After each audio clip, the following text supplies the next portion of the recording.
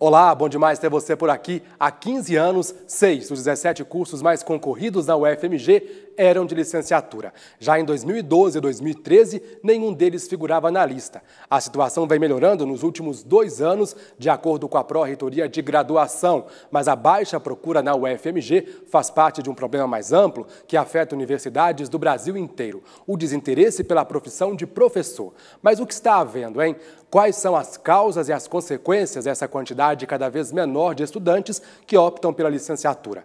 No programa de hoje, vamos debater mais sobre a formação dos professores no Brasil e a valorização deles por parte da sociedade. Estamos recebendo João Valdir Alves, professor e vice-diretor da Faculdade de Educação da UFMG. Recebemos também Samira Zaidan, coordenadora do PRODOC, o grupo de pesquisa sobre condição e formação docente da Faculdade de Educação da UFMG. Durante o programa, você também acompanha a participação de Ricardo Takahashi, pró-reitor de graduação da UFMG. Fique com a gente, o 2 Pontos já começou.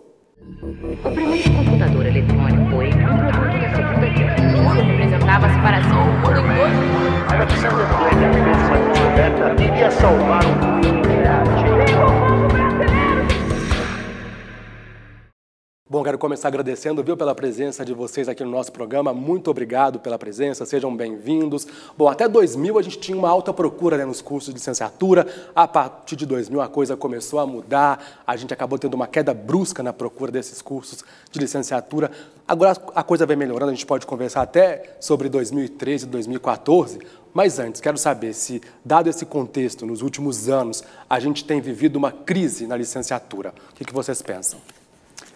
Obrigado pelo convite para participar dessa conversa sobre essa temática da mais elevada relevância e parabenizar todos os professores que diuturnamente, mesmo em condições desfavoráveis, realizam na prática aquilo que é a grande promessa da educação, formar cidadãos livres, criativos e tal. Mas não há dúvida, nós vivemos um cenário de uma crise muito forte e é preciso que a gente reflita sobre o significado dela. Falar em crise é algo bastante complexo, mas para ter uma ideia básica, para a gente trazer a discussão sobre a crise, para falar da crise das licenciaturas, nós podemos dizer que há uma elevada expectativa que passou a se ter da educação nos últimos anos no Brasil. Não houve uma correspondência na prática em termos de resultado.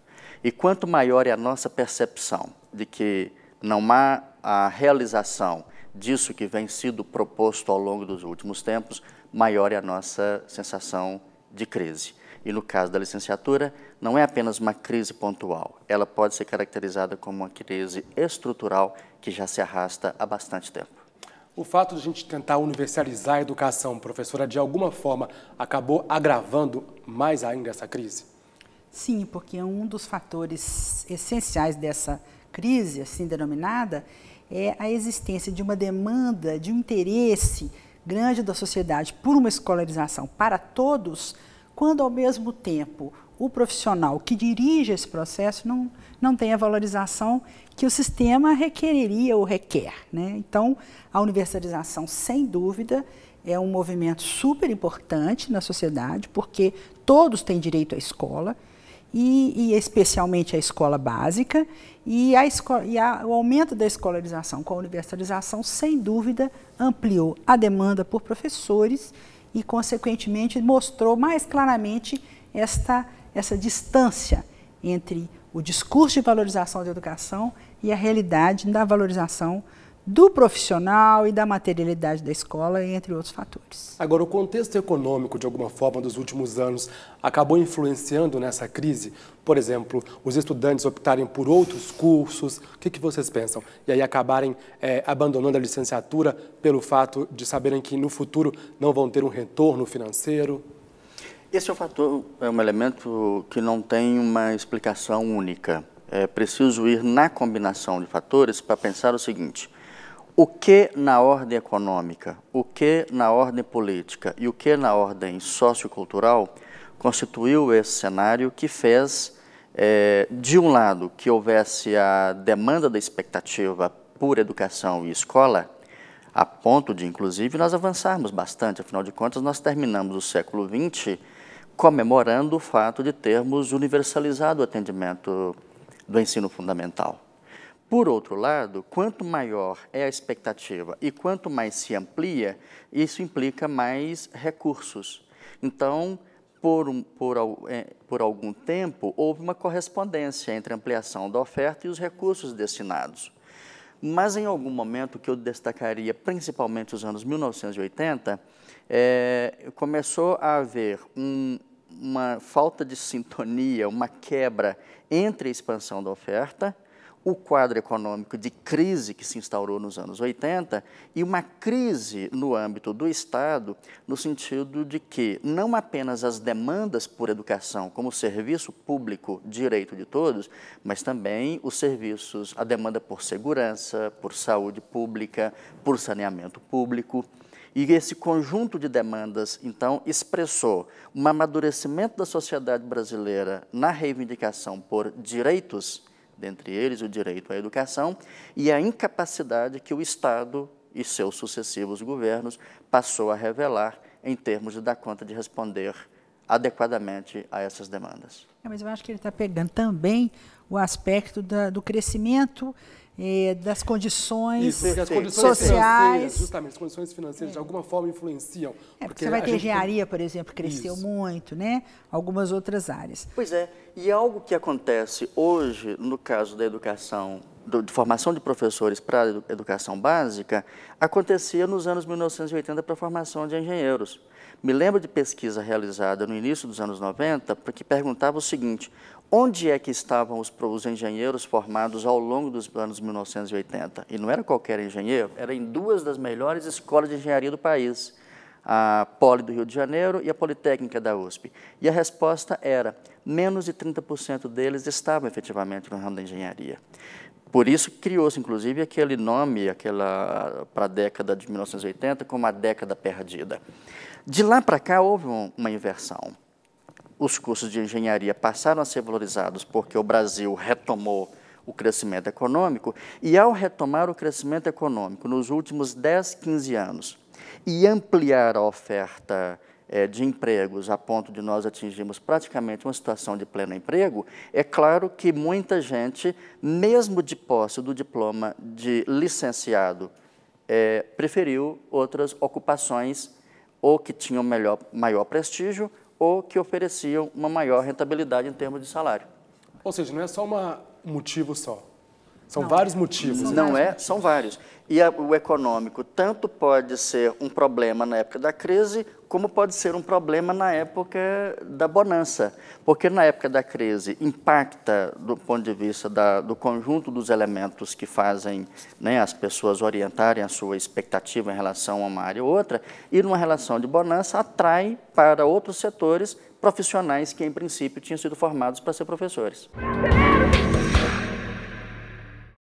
Me parece que essa denominação desse processo atual como sendo uma crise, talvez não seja o mais adequado, porque quando a gente fala em uma crise, isso normalmente tem a conotação de um processo repentino, de um processo que ocorre assim, concentrado ali no momento atual, né?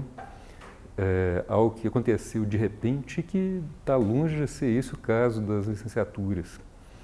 O que seria o processo que a gente está vivendo vai ser caracterizado por um decaimento gradual que aconteceu ao longo de muito tempo, aí um processo de 15 anos.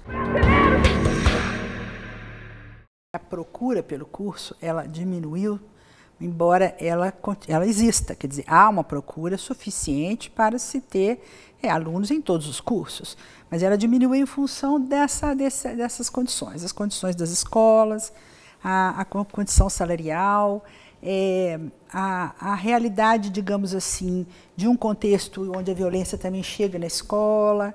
Então tem esse aspecto externo à formação. E internamente à formação, na universidade, nós vamos ter também uma dificuldade no sentido do curso ser satisfatório, né, nós temos algumas questões relacionadas à própria organização do curso, e sem falar do direito que o cidadão tem de entrar num curso e mudar de ideia e transferir-se para outro que futuramente pode lhe ser mais rentoso ou que esteja mais adequado à sua possibilidade de concluí-lo, que muitas vezes não ocorre com algumas licenciaturas. Só tocou num assunto aí importante que é também a evasão, né, na licenciatura. Isso. Por que ela acontece? Qual que é o motivo? Como que ela acontece, essa evasão? É também um sintoma da crise, da falta de prestígio na licenciatura? Vamos voltar a alguns elementos anteriores para a gente falar da evasão. A frase síntese, para mim, que expressa essa crise é baixo valor do diploma. Isso é recorrente na história da profissão docente. Baixo valor do diploma, baixo valor econômico traduzido em salário, baixo valor simbólico traduzido em prestígio. Esse é o elemento chave. Ora, que é muito contraditório quando toda a sociedade quer uma escolarização para todos. Né? Esse é um ponto que nos ocupa muito. Esse é um elemento importante porque, de um lado, nós temos um amplo discurso no senso comum que o tempo todo fala em valorizar a educação, esse país só vai para frente investindo em educação, os países ricos são ricos porque investiram em educação. Então, o desafio nosso é entender essa contradição de por que há um discurso tão amplamente recorrente que diz valorizar a educação, mas por que na prática nossos professores não têm o desejo de ir para a sala de aula? Então, repito, o elemento central é o baixo valor do diploma. Como é que se traduz concretamente esse baixo valor do diploma? Primeiro, a diminuição da procura pelos cursos de licenciatura expresso nos indicadores dos vestibulares. Nos últimos 15 anos, houve uma queda abrupta na procura pelos cursos na UFMG. Um segundo elemento é a diminuição do número daqueles que concluem os cursos e que, portanto, recebem o diploma de licenciado. No caso da UFMG, caiu à metade nos últimos 15 anos o número dos licenciados. Mas quando a gente pega nos últimos anos, a gente pega a cada ano um número menor. Não, eu digo em média em relação aos cursos, que tem curso que é 70%, claro. 80%, varia, quebra. Isso, varia de curso, varia de curso para curso. Outro elemento importante é que mesmo os titulados, eles, uma vez de posse do diploma, não terão a sala de aula na educação básica como destino ocupacional. Um professor da USP de Ribeirão Preto publicou recentemente um livro em que ele aponta o seguinte: exceto física, que efetivamente não há professor com diploma em condições de ir para a sala de aula, em todas as áreas, em todas as disciplinas, nós temos professores formados. Então, a pergunta é, se nós temos professor formado, por que é que eles não vão para a sala de aula? Então, esse é o pano de fundo maior. Mas, voltando à sua questão específica sobre a evasão, nós temos vários elementos para explicar a evasão. Uma é a saída dele da universidade. Ele entrou num curso, é noturno, não consegue combinar o trabalho no qual ele atua com um curso que é exigente, ele abandona. Uma outra dimensão da evasão é que ele sai do curso, mas não sai do sistema. Suponhamos que ele saia até da UFMG e vá para uma outra universidade, independentemente do motivo. Há um outro elemento ainda, ele sai do curso no qual ele entrou, mas ele ingressa no outro curso na própria UFMG. Então, tem sido comum, tem sido recorrente o aluno inscrever-se num curso noturno de licenciatura, qualquer que for, como porta de entrada. Uma vez na universidade, ele tenta encontrar outras possibilidades de continuar seu percurso acadêmico. Mas os senhores notam no curso o aluno já cursando a licenciatura um desinteresse? E como que a gente faz para poder, então, fazer com que ele se interesse pela sala de aula depois de formado ou que ele não desista do curso? Porque a gente falou até aqui, então, dos sintomas, né, dos problemas, mas como é que a gente, então, remedia isso? Como é que a gente melhora essa situação? Eu acho que isso pode variar um pouco de curso para curso, mas eu acho que durante o curso existe um problema grave, assim, histórico, que nós não temos na UFMG uma proposta de formação do docente. Nós temos na UFMG para um projeto que é muito fragmentado. Então, quem quer ser professor vai estudar física, química, linguagem, geografia, história, sociologia, e depois ele faz uma formação complementar para ser professor. Então, é uma identidade fragmentada.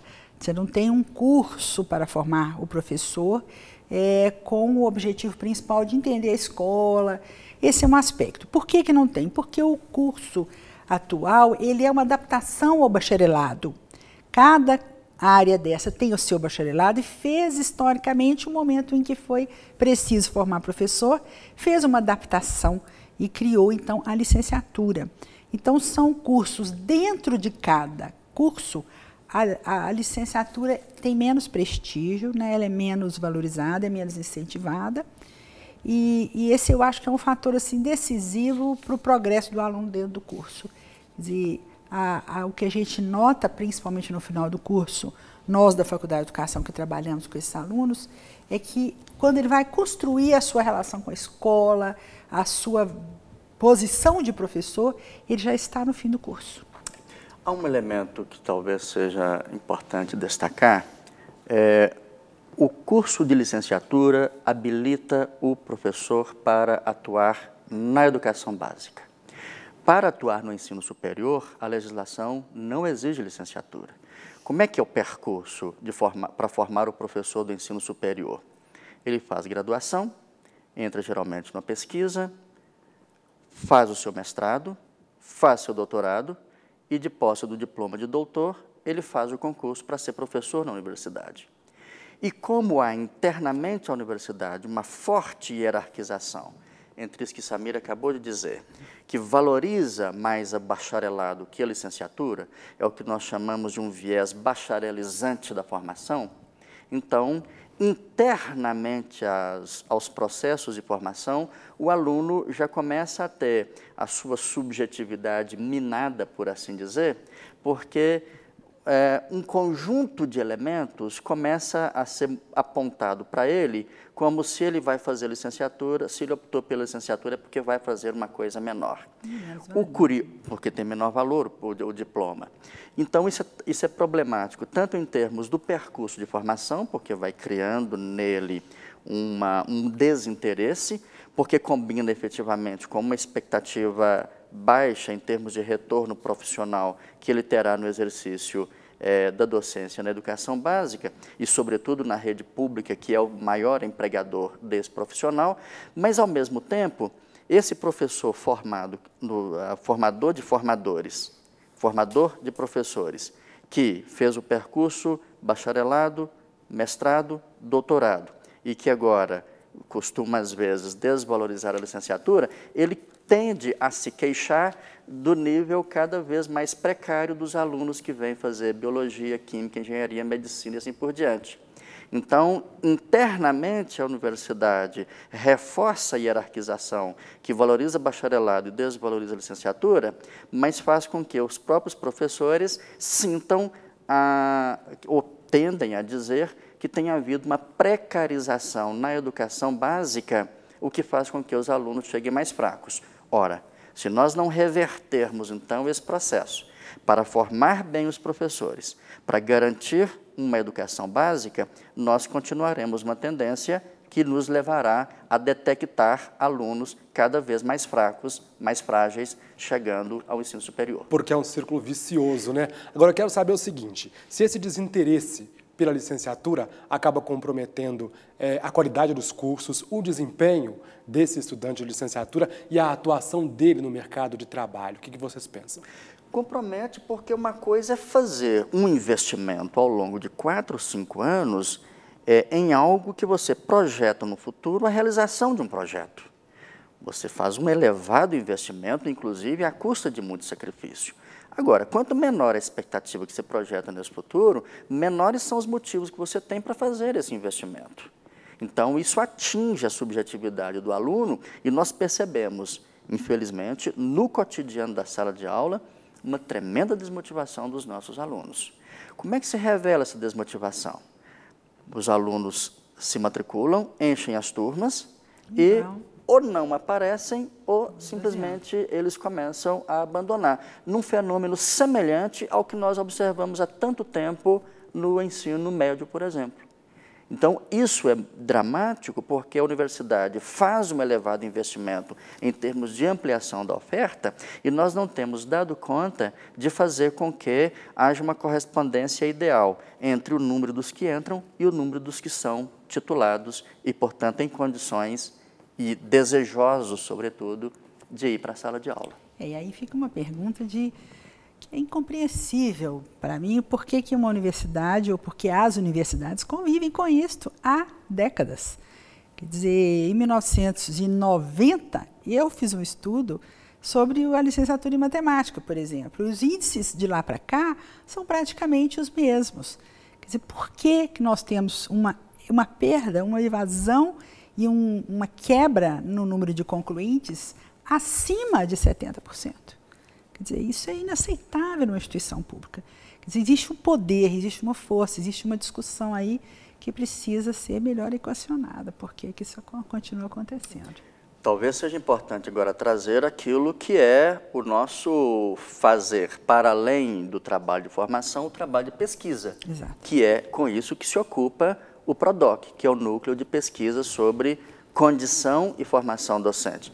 E a gente sempre chama a atenção que não é por acaso que o condição vem antes do formação. Núcleo de pesquisa sobre condição e formação docente. Porque não adianta a gente discutir os processos de formação sem tomar por pressuposto a condição docente. E o que é a condição docente?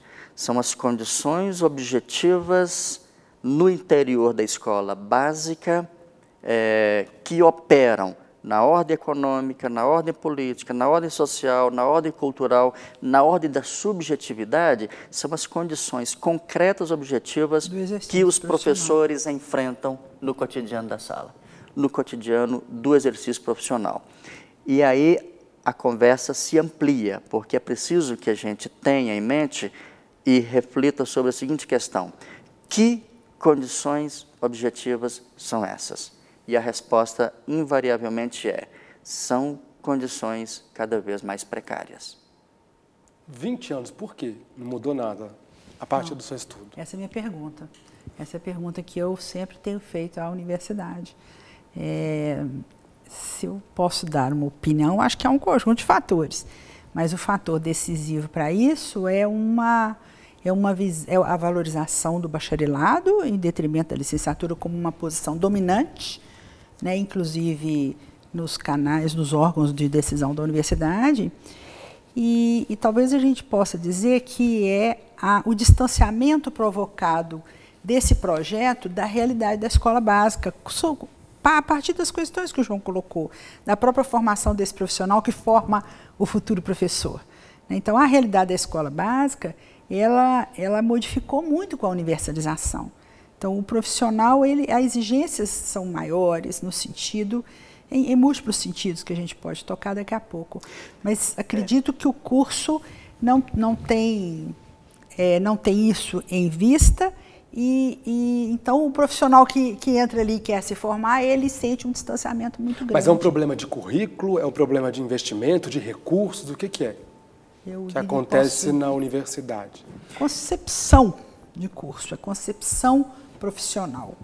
Quer dizer, a concepção dominante do curso é que ele precisa, para ser um bom professor, dominar bem uma área de conhecimento e adquirir metodologias para explicar esse conhecimento.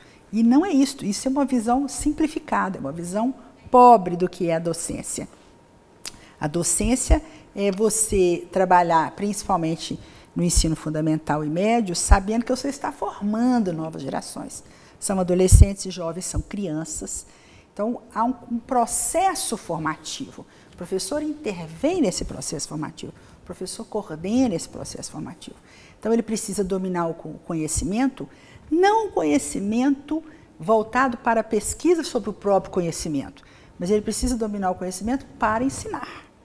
Nesse sentido, o conteúdo não se separa da metodologia. Talvez ele devesse aprender na licenciatura o conteúdo disciplinar específico, tanto das áreas disciplinares diversas existentes, quanto da educação, ao mesmo tempo. Aprender os conceitos das ciências, os conceitos fundamentais das ciências, ao mesmo tempo em que ele tenha que aprender como ensiná-lo. Por exemplo, eu não posso passar 3 anos tendo aulas expositivas, 3 provas de 33, ou outros processos avaliativos que são extremamente quantitativos, para formar um profissional que vai entrar numa sala de aula de crianças ou adolescentes, que precisa reconhecer aquele ambiente, reconhecer os seus alunos, o que eles sabem, o que eles não sabem, interferir de maneira positiva no desenvolvimento que há naquela idade e, ao mesmo tempo, ensinar um conteúdo. Quer dizer, existem elementos da sociologia, da psicologia, do conhecimento da realidade que não separam conteúdo e forma de ensino. Certamente que uma pessoa que vai sendo formada, vai sendo preparada para lidar com a realidade que ele vai encontrar, vai ter muito menos dificuldade em se adaptar à profissão e gostar dela, né? Talvez parte dessa situação em que um estudante egresso da universidade, ele se forma como licenciado, depois ele não quer atuar como licenciado, tem a ver com um pouco de ele não ter sido preparado para aquela realidade que ele vai encontrar. No segundo bloco a gente fala um pouco também sobre o mercado de trabalho, né? Como é que as condições do mercado de trabalho acabam refletindo aí na questão da licenciatura, dessa crise, mas daqui a pouquinho, logo depois do intervalo, a gente já volta. Até já!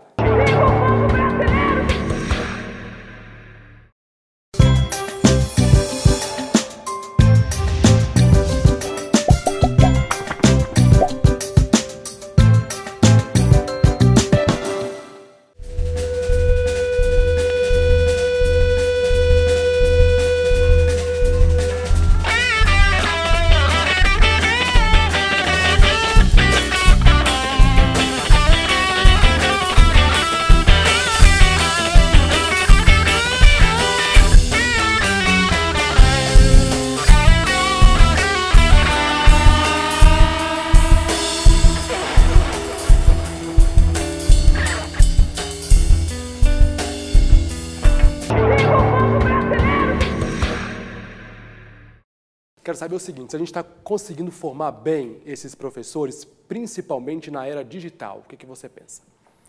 Olha, eu acho que a Universidade Federal de Minas Gerais tem as melhores condições para essa formação. Então, dentro do que é possível se fazer, eu acredito que nós podemos dizer que formamos bem. Nós temos um problema conceitual, quer dizer, uma formação fragmentada, porque são 17 cursos, digamos que são 14 cursos históricos que permanecem completamente separados e eles fazem alguns momentos, talvez 1 ou 2 disciplinas ao final que os estudantes se encontram, então sofrem um problema de identidade e nós também temos toda essa problemática colocada aí na situação do contexto, da profissão, etc. Então, acho que a gente forma bem, nós temos que repensar o projeto formativo.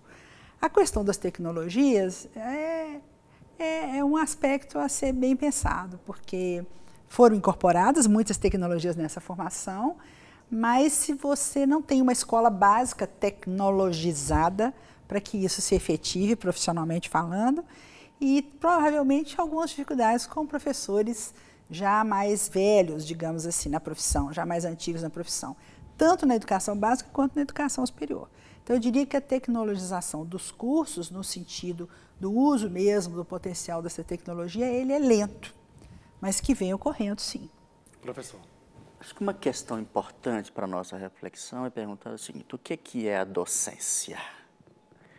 A docência vem de docer, ensinar, instruir e tal. Quando a gente volta um pouco mais na história, nós vamos observar como é que a escola se constitui como uma instituição central da modernidade.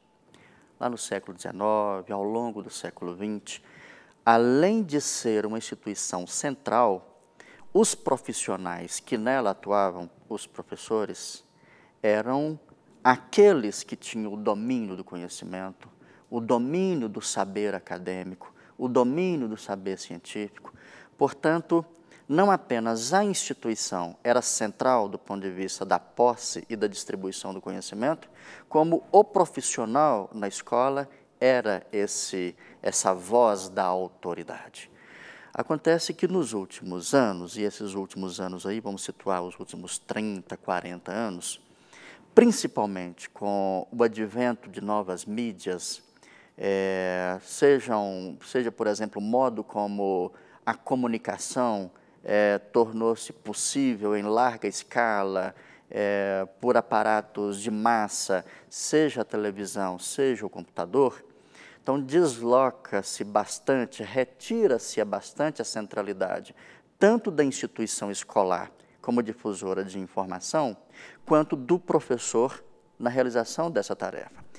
E aqui é que vem a observação fundamental, porque se não precisamos mais da escola em si e do professor para difundir informação, porque o aluno hoje, diante de um computador ou telefone e com seus sites de busca, ele tem acesso a infinitas possibilidades de informação, a tarefa fundamental do professor, e sobretudo um professor bem formado, é ajudar o aluno a transformar informação em conhecimento.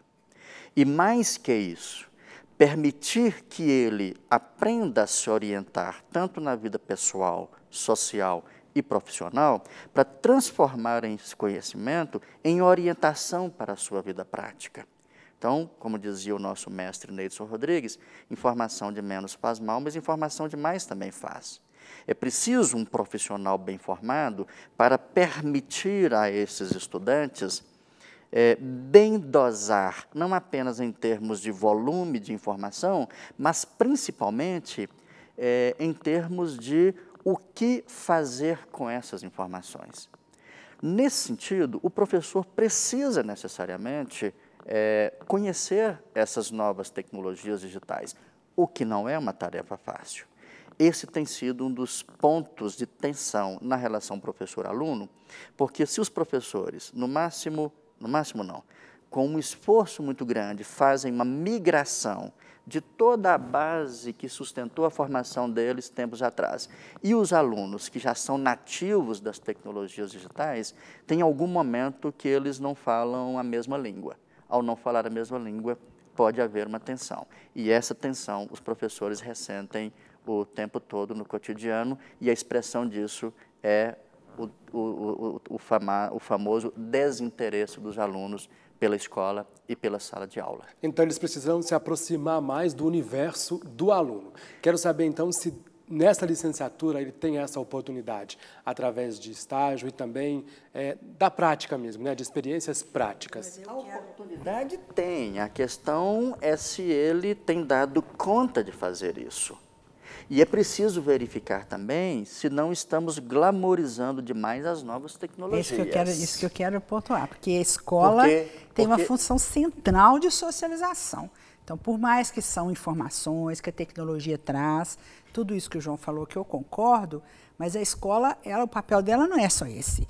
Você pensava-se que a escola iria acabar com o crescimento das tecnologias, e nós estamos vendo que é o contrário, a sociedade quer cada vez mais escolas. Então, nada substitui essa socialização da criança com a criança, do adolescente com o adolescente, do jovem com o jovem, naquela convivência cotidiana, que é uma riqueza de aprendizagens, de aquisição de valores, né?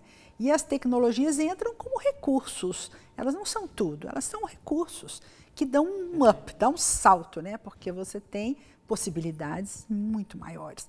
Mas aquela ideia central da escola como lugar do encontro, o lugar do acesso ao conhecimento organizado, o lugar do crescimento, ela é absolutamente central e permanece. Quando eu dizia do risco da glamorização da tecnologia, eu quero dizer o seguinte: as novas gerações já nascem sintonizadas nas novas tecnologias. Mas perguntar, o que elas fazem com esses equipamentos que têm em mãos? Elas utilizam disso para fazer um bom proveito dessa potencialidade do recurso, Ou vão para a escola fazendo o mesmo exercício que já fazem no cotidiano. Ouvir música, jogar a conversa fora, ou brincar, ou manter-se muitas vezes numa relação, não vamos poupar a palavra não, de futilidades mesmo, que esse universo está cheio.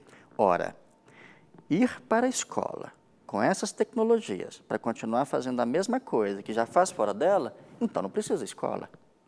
A importância da escola é permitir aos estudantes uma experiência diferente daquela que ele já tem na vida cotidiana. É ampliar a potencialidade, é ampliar as possibilidades.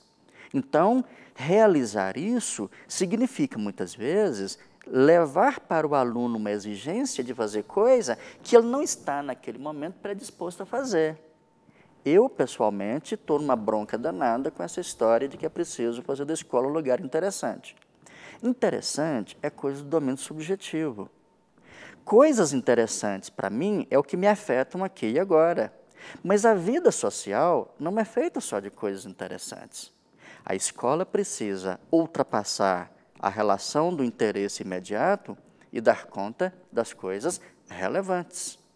E as coisas relevantes podem ser áridas, pesadas, difíceis, complexas, que exigem muito investimento desse aluno. Que ele está numa boa ali, bota o seu fone no ouvido e vai ouvir música, vai trocar mensagem com seus colegas. Isso é coisa interessante.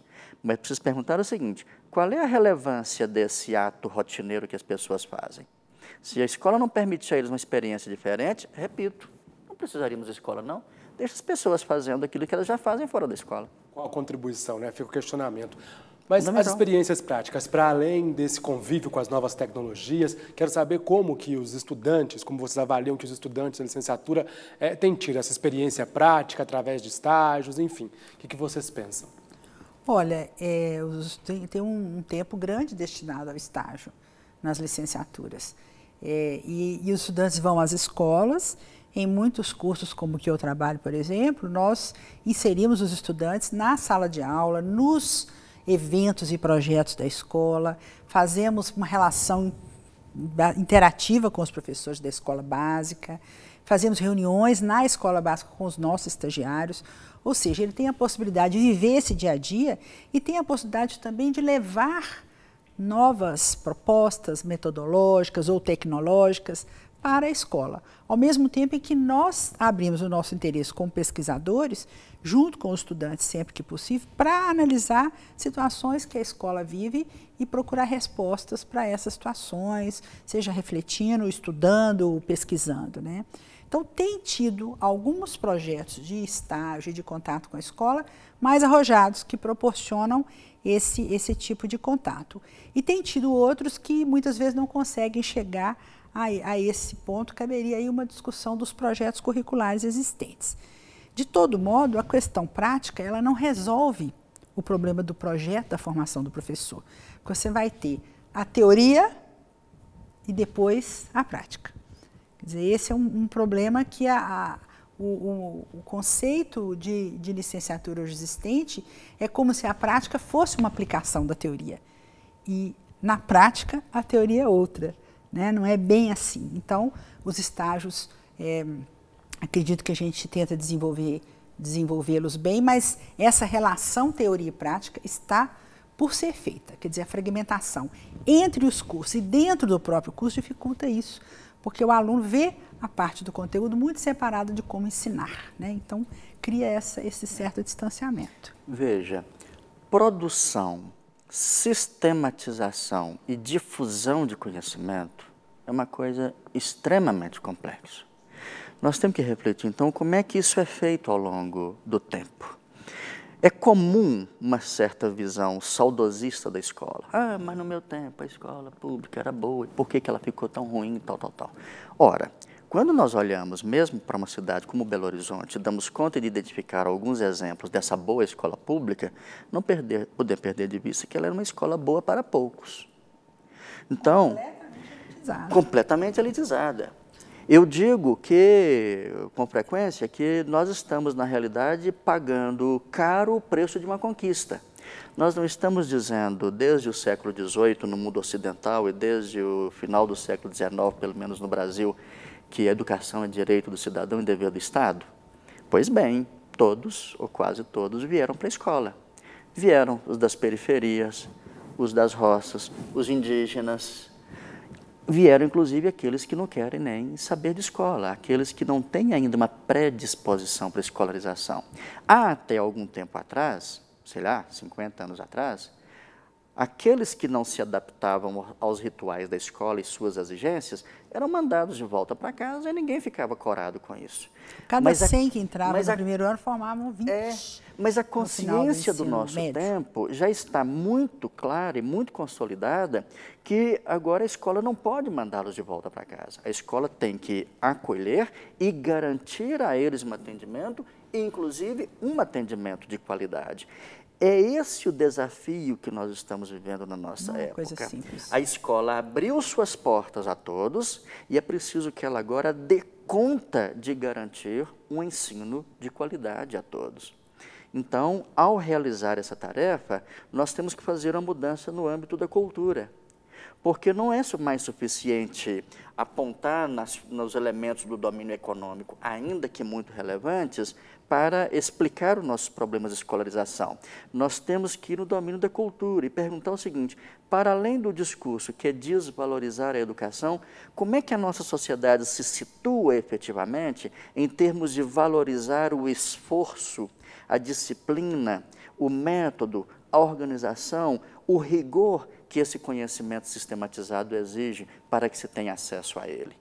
Então, isso não é um dado, isso é uma construção social e que depende de uma série de fatores. Nossa tarefa é, de um lado, garantir a ampliação dos processos de escolarização, e o PNE está aí para nos dizer que temos prazos para, além da universalização do ensino fundamental, universalizar a educação infantil e o ensino médio, mas, além dessa universalização, garantir uma oferta, de fato, com qualidade. Mas essa oferta com qualidade... É possível a gente colocar um prazo? O senhor citou aí o Plano Nacional de Educação. É possível a gente colocar um prazo para poder cumprir essas metas? O PNE, o Plano Nacional de Educação, tem metas e tem prazos. O desafio é dar conta de cumprir essa meta no prazo estabelecido. Se a universalização era 2016, não tem jeito. Isso é uma meta, nós atendemos no Brasil em torno de 50% da educação infantil, 50% do ensino médio. Nós não vamos fazer em um ano, dois, a universalização desse atendimento. Mas está no horizonte. A minha questão é, se não valorizarmos a docência, se não valorizarmos o professor, a começar pelo salário, o salário não resolve o problema, mas pelo menos garante mais dignidade do trabalho do profissional. Se não começarmos, de um lado, a garantir melhores condições de salário para atrair o professor para a escola, e de outro, uma mudança na cultura para dizer, educação não é um dado, educação é um processo social que exige muito investimento de todos, nós não vamos avançar muita coisa. E fundamental, eu dizia há pouco da história da escola interessante.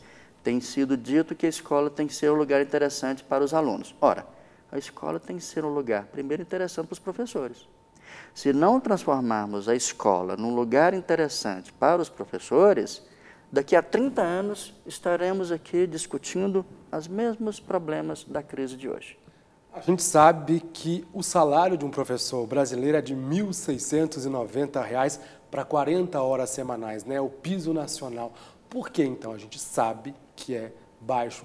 Por que se paga tão mal um professor brasileiro? E por que a gente não consegue, então, sair desse discurso de valorização e que a valorização começa a partir do aumento do salário do professor? O que acontece? Qual que é o problema? Um dado real que governos de direita, de centro e esquerda encontram acho que o segmento professor só é menor do que o de auxiliar administrativo, do ponto de vista da quantidade de postos de trabalho. Então, a primeira pergunta é, qualquer aumento linear, de onde é que sai o dinheiro? Se tivermos de onde sai o dinheiro, nossa batalha é, então, aumenta o salário. Ora, do ponto de vista jurídico, político e até moral, por que justifica pagar a um professor menos que se paga a um médico? E por que podemos pagar a um médico 10 mil e o professor ter que se contentar com um piso salarial de R$ 1.600? Ora, É óbvio que com um salário desse no horizonte, fica muito difícil, de fato, mobilizar nossos estudantes para que se formem bem e, principalmente, fica muito difícil atrair as novas gerações para se formar professor, para ir para a escola, para a educação básica. Então, o desafio é esse, como conseguir dinheiro para pagar salário para professor. Precisa uma política de realmente valorizar a educação. Quer dizer, eu acho que como conseguir dinheiro... O salário é parte significativa, mas é apenas parte do problema, sim, claro. Porque nós estamos no Sul Maravilha, no Sudeste e no Sul, ainda podemos falar em dificuldades materiais, mas certamente nós vamos ter regiões do país com dificuldades muito maiores. Nós, então, estamos falando em salário, em condições materiais e em condições de carreira, de desenvolvimento profissional, que significa uma série de elementos, entre eles a inserção do professor em uma só escola, que ainda é uma reivindicação longe de ser atendida. Quer dizer, trabalhar em uma só escola para que ali ele possa ter um tempo de estudo, de planejamento, de regência, de compreensão daquele universo dos seus alunos, da sua tarefa de ensinar e de formar, e tendo uma carreira, tendo uma perspectiva profissional positiva. Então, eu acredito que o que orientaria essa resposta seria ter uma política nacional realmente de valorização da educação, de investimento na educação. O Brasil cresceu economicamente, teve aí uma situação em que outras carreiras passaram a ser percebidas como carreiras que remuneram melhor. Isso fez com que os estudantes do ensino médio migrassem para outras opções de carreira, né? Ao longo desse período também se manteve uma percepção, né, de que a pessoa que viesse a se tornar professor, principalmente do ensino da rede pública, né, de ensino fundamental e médio, teria uma remuneração abaixo daquela de outras carreiras de ensino superior. Isso talvez seja a principal causa que a gente consegue encontrar para essa redução. Embora a procura seja baixa, professor, você fez uma pesquisa, né, há pouco tempo, eu queria saber se conseguiu identificar qual o perfil dos estudantes que ainda optam pela licenciatura. O perfil desse público dos cursos de licenciatura é um perfil correspondente ao valor do diploma. Isso quer dizer o quê? Nós temos ampliado as possibilidades de acesso ao ensino superior, mas essa ampliação do acesso ao ensino superior guarda uma forte correspondência entre cursos de mais elevado valor do diploma e o lugar social de onde vêm os públicos. Então, a correlação é direta. Os cursos mais disputados recrutam seus alunos no topo da pirâmide social. Qualquer curso, não é só de licenciatura, os cursos de menor valor simbólico e econômico do diploma recrutam seus públicos nos setores populares. O que isso mostra?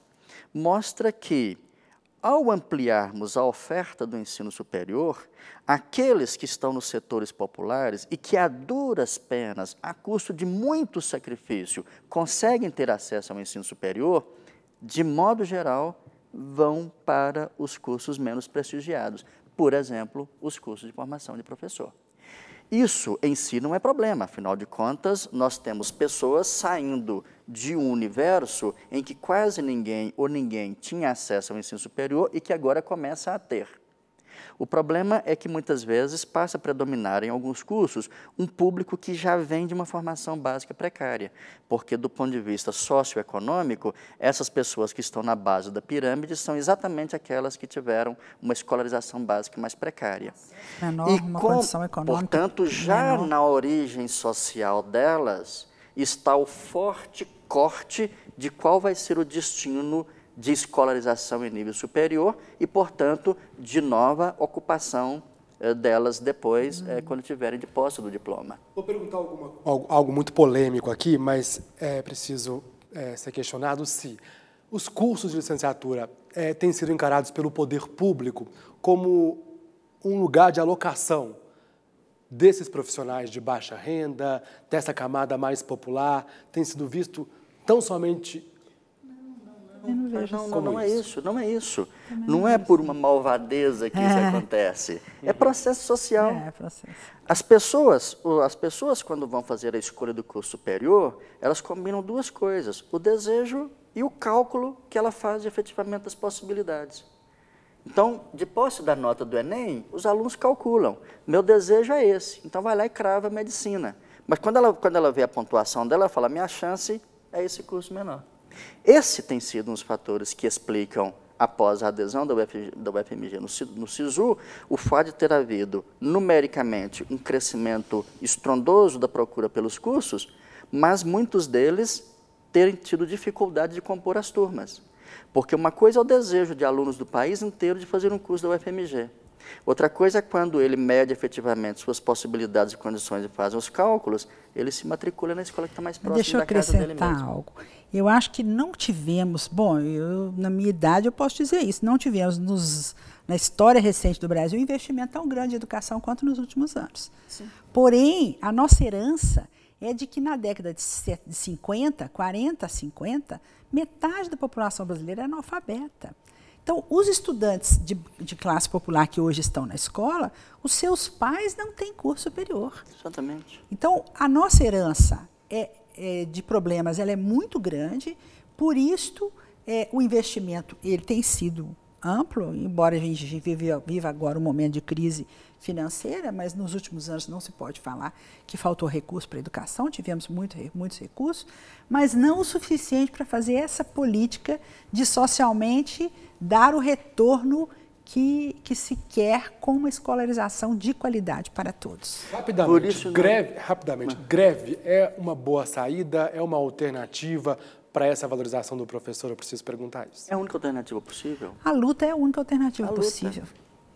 Não há como você ser professor sem entender sua função histórica e social e de que a conquista desse lugar é uma luta permanente por condições de trabalho e de salário, porque hoje realmente são muito precários. Rapidamente também, o que a gente tem de propostas? Desculpa, professora, porque nós temos que estar terminando, mas o que a gente tem de propostas, rapidamente, para poder reverter esse quadro da licenciatura? Internamente, um bom processo de formação, como tem sido a experiência do PIBID, uma rica experiência de formação que traz para a formação docente uma concessão de bolsas nos moldes do já consolidado programa de iniciação científica. Mas eu diria que precisamos ter um projeto de docência. Exatamente. Nós temos um projeto de formação de professores disciplinares. Nós precisamos ter um projeto para a profissão docente. Não temos na UFMG e provavelmente em outra universidade do Brasil, umas experiências isoladas aqui e ali, mas não temos um projeto nacional de docência. E somente daremos conta de fazer isso se a docência efetivamente passar a ser algo valorizado. Porque quanto mais valorizada for, melhores serão as condições de nós pensarmos nossos processos de formação e atrair para a carreira as novas gerações desejosas de fazer esse curso, porque querem de fato ser professores. E serem mesmo ser professores. Sem esse desejo, nós vamos martelar e repetir a ideia da crise. Espero que não por muito tempo, mas nessas condições será ainda por muito tempo. É uma das carreiras, digamos, de maior expressão que podem haver. É difícil a gente imaginar uma carreira em que o profissional vai ter impacto em mais gente, em mais outras pessoas, né? É difícil a gente pensar uma profissão em que quem estiver cursando, quem estiver seguindo essa profissão vai ter capacidade de influenciar os destinos de tantas outras pessoas que vão passar por ali. Então, isso eu acho que é um fator que deveria ser levado em consideração e aquelas pessoas que eventualmente imaginam que a carreira de professor é algo que estaria no âmbito das suas aptidões, estaria no âmbito daquilo que ela poderia ou gostaria de fazer, aquilo que ela poderia fazer bem, né? Essas pessoas talvez devessem considerar seriamente essa opção no vestibular. Um professor também pode conseguir empregos, né, que sejam bem remunerados, que garantam uma boa condição de subsistência ao longo da vida e conciliar isso com uma profissão importante, com uma profissão que vai fazer toda a diferença.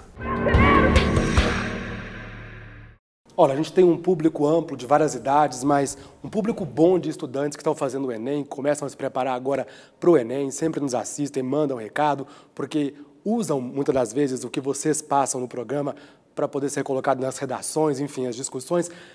E esse público provavelmente também pode estar pensando em fazer alguma licenciatura. Então, para terminar, eu queria que vocês deixassem uma mensagem. Vale a pena, apesar de todos os problemas que a gente colocou aqui, a licenciatura, ou não? É melhor pensar bem, enfim. Só para a gente poder terminar rapidamente uma última mensagem. Vale a pena ser professor. Se eu não acreditasse nisso, eu não estaria aqui. Eu sou professor por opção.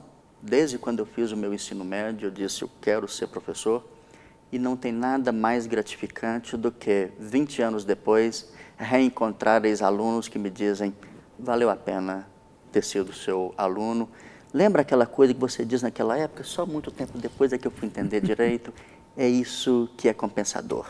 Com certeza, mesmo ali no micro, a gente pode fazer a diferença. Samira. Eu acho que a paixão pela docência está na possibilidade de agir, de interferir na formação de pessoas.